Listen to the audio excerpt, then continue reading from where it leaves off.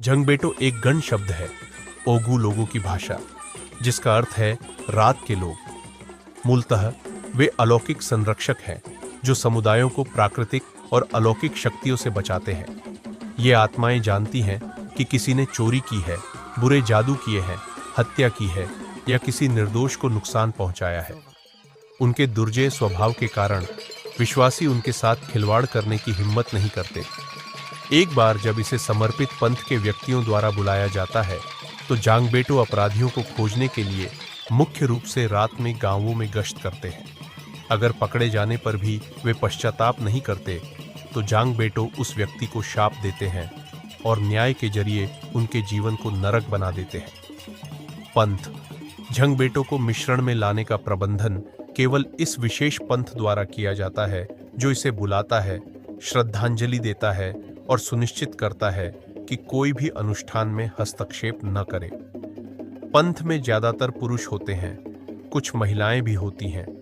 जो लोग इसमें शामिल होना चाहते हैं उन्हें एक जांच प्रक्रिया से गुजरना पड़ता है। उन्हें अच्छे चरित्र का होना चाहिए और रहस्य रखने में सक्षम होना चाहिए।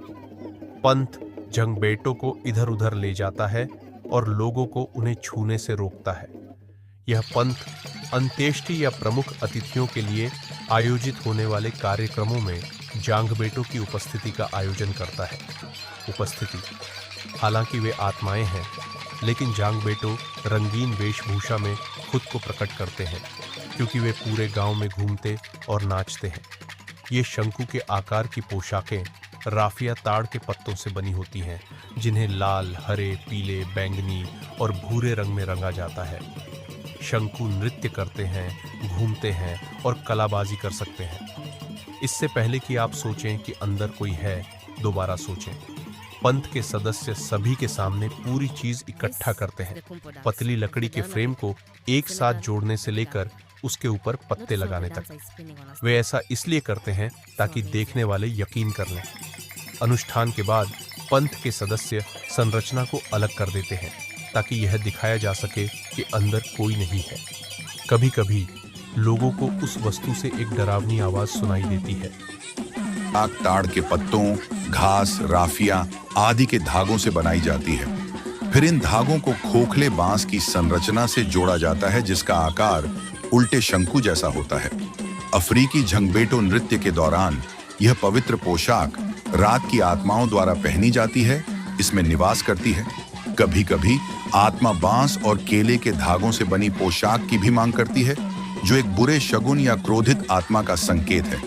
अगर कोई आत्मा इस पोशाक को पहनकर अफ्रीकी जादू नृत्य करती है तो यह विनाश का प्रतीक है और वुडू संस्कृति के अनुसार अंधकार का आभास कराता है। मुख्य उल्टे शंकु जैसी संरचना के अलावा अफ्रीकी झंगबेटो की कई अन्य विशेषताएं हैं जो झंगबेटो पोशाक में और अधिक आकर्षण जोड़ती हैं।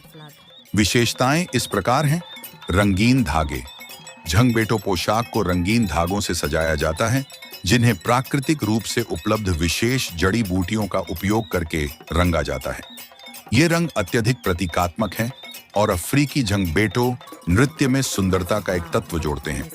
ये रंग जीवन के विभिन्न पहलुओं को दर्शाते हैं, जैसे लाल शक्ति, हरा उर्वरता, पीला प्रगति, बैंगनी दर्द, भूरा बलिदान और सभी का मिश्रण परिपक्वता का प्रतीक है। संलग्नक एड्रिकन झंगबेटो पोशाकें कभी कभी उद्देश्य अवसर के आधार पर कई संलग्नकों के साथ जुड़ी होती हैं। सामान्य सजावटी वस्तुओं में ब्रेड, सींग, मोती, सजावटी गहने, हेडगियर, स्कार्फ आदि शामिल हैं। जब झंगबेटो समुदाय के लोगों के साथ संवाद करना चाहता है तो उसके ऊपर एक सजावटी मुखौटा लगाया जाता है जो चेहरे पर दिखाई देता है। लिंग, एक अफ्रीकी झंगबेटो या जैसा कि हम कह सकते हैं रात की आत्मा की सबसे दिलचस्प विशेषताओं में से एक ये है कि इसे अक्सर लिंग तटस्थ के रूप में चित्रित किया जाता है।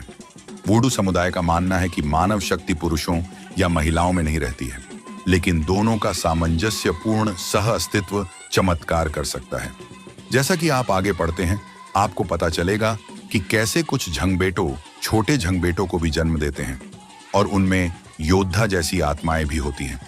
अफ्रीकी झंगबेटो का लिंग बहुत रहस्यमय है क्योंकि यह पुरुष और महिला दोनों के रूप में काम करता है। इस प्रकार यह एक आम धारणा है कि ये पैतृक आत्माएं लिंग तटस्थ हैं।